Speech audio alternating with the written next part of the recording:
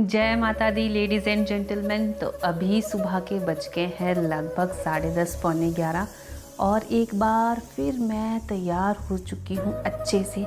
थोड़ा सा hair style बनाया है बहुत दिनों के बाद और बहुत सारे कपड़े अपने शरीर पर ओढ़ लिए हैं क्योंकि आज हमें जाना है हॉस्पिटल चेकअप के लिए।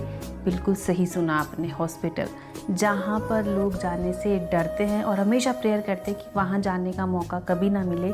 लेकिन मैं खुशी से तैयार होकर बैठी हूँ यहाँ पर। अब क्या करूँ, मम्मी बनने के बाद हॉस्पिटल जाना ही मेरा ऑफिशियल आउटिंग प्लान बन चुका है और रेडी तो मैं ऐसे हो रखी हूँ जैसे कहीं शादी में जा रही हूँ। फ़र्क बस इतना है कि शादी में जाकर लड्डू मिलते हैं खाने के लिए और हॉस्पिटल जाकर बहुत सारी दवाइयाँ और कभी कभी इंजेक्शन भी मिल जाता है।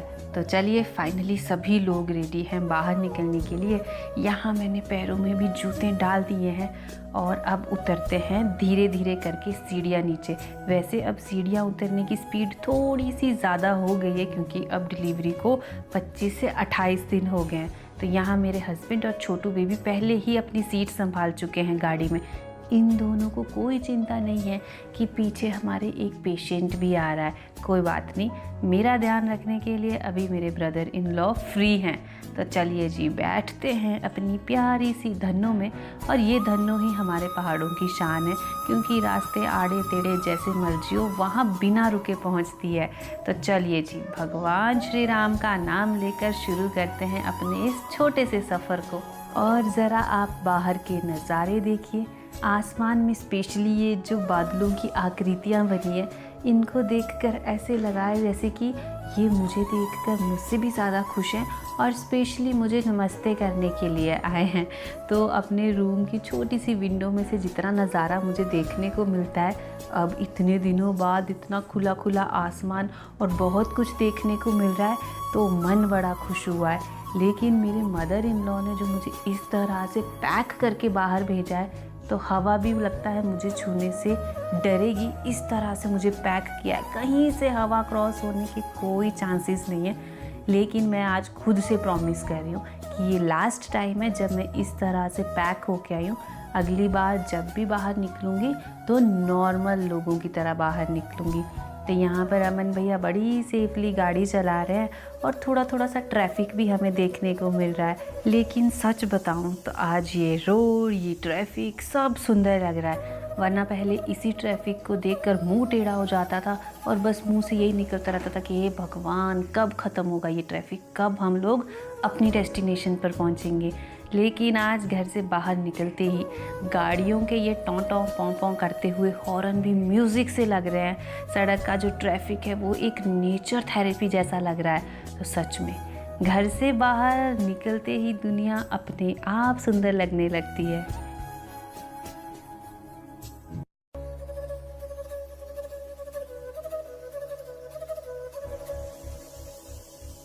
फाइनली हम लोग पहुंच चुके हैं हॉस्पिटल में। इस हॉस्पिटल में सब कुछ ठीक है, लेकिन यहाँ की जो लिफ्ट है ना, मुझे कई बार ऐसा लगता है कि इसको लिफ्ट करने के लिए एक और लिफ्ट इनके पास होनी चाहिए। बहुत समय लगाती है ऊपर से नीचे और नीचे से ऊपर जाने में। तो चलिए, यहाँ पर मेरे वाइटल्स चेक हो गए हैं और अब डॉक्टर ने बोला है कि एक ब्लड टेस्ट करना होगा ताकि वो मेरा HB चेक कर सके, क्योंकि मेरी ये वाइट वाइट शक्ल देखकर उन्हें ऐसा लग रहा है कि जैसे शरीर में थोड़ी सी खून की कमी है। तो चलिए जी, बैठ चुकी हूँ फाइनली फिर से हॉट चेयर पे और अब आ गया है दिन का सबसे डेंजरस वाला पार्ट, यानी कि ब्लड सैंपल देना। मैंने 10-15 दिन बड़े प्यार से अच्छी अच्छी चीज़ें खाकर जो खून बढ़ाया था, अब हॉस्पिटल वाले उसी खून को बड़े प्यार और ईमानदारी से निकाल रहे हैं। अब घर जाकर फिर से एक बार मिशन शुरू करना होगा, खाओ पियो और खून बढ़ाओ। तो जिसका डॉक्टर को डर था वही हुआ। डिलीवरी के समय जो हीमोग्लोबिन 13 था वो 20 से 25 दिन में ही 8 ग्राम पर पहुंच गया है और मैं बड़ी खुश हो रही हूँ कि माँ बनने के बाद तो मेरे चेहरे पे बड़ा ग्लो लग रहा है। वो ग्लो नहीं था, खून की कमी के कारण जो सफ़ेदी इंसान में आती है, बस वही सफ़ेदी की चमक थी। चलिए अब दोबारा से दवाइयाँ लेकर निकलते हैं घर की तरफ। और जैसे ही मुझे पता लगा कि मेरे शरीर में खून की कमी है, चाल ऑटोमेटिकली बिल्कुल पेशेंट वाली हो गई। तो हम लोगों का जो दिमाग होता है वो बड़ी अच्छी अच्छी गेम्स हमारे साथ खेलता है। और यहाँ पर हमें मिल गई एक लेडी जो बच्चे के नाम पर हमें बहुत ज़्यादा आशीर्वाद देना चाहती है, लेकिन उसी आशीर्वाद की वो एक अच्छी कीमत चाहती है। तो माँ को डराना इस दुनिया में सबसे आसान काम होता है। तो अब फटाफट से देखते हैं कि भैया ने गाड़ी कहाँ पार्क की है, क्योंकि फाइनली ये हॉस्पिटल ट्रिप अब यहीं पर ख़त्म होता है, जहाँ पर ट्रीटमेंट भी हो गया, थोड़ी सी मिनी आउटिंग भी हो गई। अब चलते हैं घर की तरफ वापस, जहाँ पर वही घर, वही बेबी, वही सुसु पोटी और मेरी मम्मी की प्यारी सी जर्नी। माँ बनने के बाद सिर्फ एक औरत की ज़िंदगी बदलती है, ये पूरा सच नहीं है। घर में जितने भी सदस्य होते हैं उन सभी की लाइफस्टाइल पे बहुत ज़्यादा असर पड़ता है। आप खुद ही देख लीजिए, दादी वहाँ घर में बिजी है अपने घर के कामों में, पापा और मम्मी तो ऑटोमेटिकली बच्चे के साथ है, लेकिन चाचू को भी अपने काम से छुट्टी लेनी पड़ी हमें प्रॉपरली हॉस्पिटल से घर और घर से हॉस्पिटल ले जाने के लिए। तो जो लोग सिर्फ ये बोलते हैं कि माँ बनने के बाद सिर्फ एक मदर सफ़र करती है, तो वो पूरा सच नहीं है। सभी लोग सफ़र करते हैं थोड़ा थोड़ा, लेकिन खुशी से। और यहाँ पर रोड पर बहुत सारे स्कूल के बच्चों को देखकर मुझे याद आया कि अरे बाप रे, अब तो मन्नत भी घर आ गई होगी स्कूल से, क्योंकि उसकी भी छुट्टी का समय हो गया था और उसे हम घर पर नहीं मिले होंगे, तो उसने अपनी दादी को बहुत ज़्यादा तंग किया होगा। अब उसे आदत हो गई है कि घर आते ही सबसे पहले जन्नत को देखना है। और यहाँ मेरे हस्बैंड के कंधे भी टेढ़े हो चुके हैं बेबी को उठा उठा के।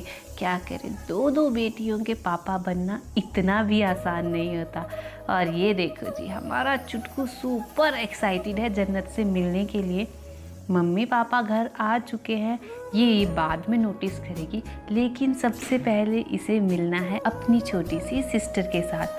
चलिए, अच्छी बात भी है। एज अ मदर मुझे कभी कभी लगता है कि ये इसे इम्पोर्टेंस दे रही है, लेकिन फिर मैं सोचती हूँ कि बहुत अच्छी बात है, दोनों सिस्टर्स में इसी तरह की बॉन्डिंग होनी चाहिए।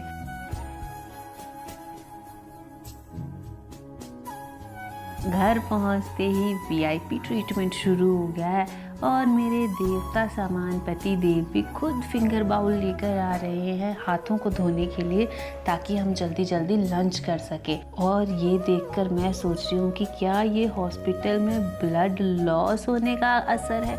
इन्हें ऐसा तो नहीं लग रहा कि मैं बहुत ज़्यादा कमज़ोर हूँ, मुझसे बाथरूम तक भी नहीं जाया जाएगा हाथ धोने के लिए। चलिए, अगर थोड़ी सी केयर, थोड़ी सी इम्पोर्टेंस मिल रही है तो इसे लेने में बिल्कुल भी नहीं झिझकना चाहिए। तो बस यहाँ पर छोटू बेबी को सुला दिया है और हम सब टूट चुके हैं खाने पर, क्योंकि सभी को भूख बहुत ज़्यादा लगी है। समय भी 3 साढ़े 3 हो रहे हैं। खाना खाने के बाद अब हमें तो आने लगी थी नींद, लेकिन बच्चे इतने एक्टिव हैं कि हमारा सोना तो पॉसिबल है नहीं। और यहाँ पर जन्नत को हिचकी आ रही है, तो अब ये समझ नहीं आ रहा कि ये किसे याद कर रही है या इसे कौन याद कर रहा है। अब नानी 2 से 3 दिन पहले ही अपने घर की तरफ गई थी, तो आज जब हम हॉस्पिटल जा रहे थे तो हमें तो उनकी बहुत याद आ रही थी, क्योंकि मुझे लग रहा था कि जन्नत भी सोच रही होगी कि हे भगवान, ये तीनों मुझे लेके जा रहे हैं दादी और नानी के एब्सेंस में, क्या ये मेरा ध्यान रख पाएंगे। तो हमसे ज़्यादा चिंता तो शायद जन्नत को हमारे साथ जाने से हो रही होगी। तो चलिए जी, अब दोनों बहनें यहाँ बढ़िया से आपस में खेल रही है। तो ये था कुछ आज का व्लॉग। आपको कैसा लगा कमेंट सेक्शन में ज़रूर से बताना।